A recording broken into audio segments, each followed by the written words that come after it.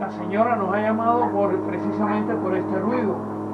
Vamos a ver de qué se trata.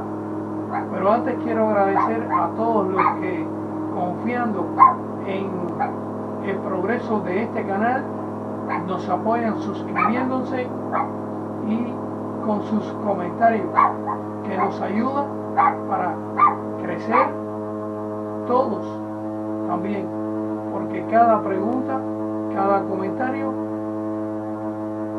es un estímulo para que continuemos creando. Vamos a mirar a ver de qué se trata este ruido.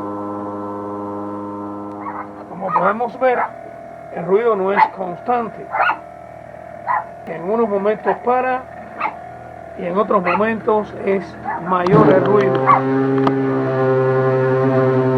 Este ruido sale de acá adentro.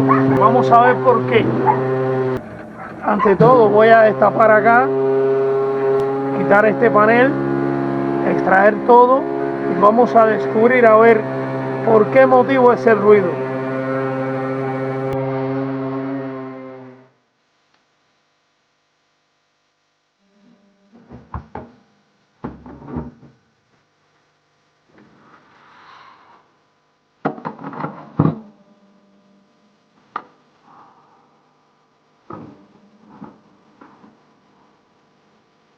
Ya tenemos acá el ventilador y vamos a movernos, vamos a tratar de trabajarlo fuera. Vamos a ir a la lavadora, a ver si en la lavadora podemos trabajarlo. Vamos a averiguar primero por qué motivo está haciendo este ruido.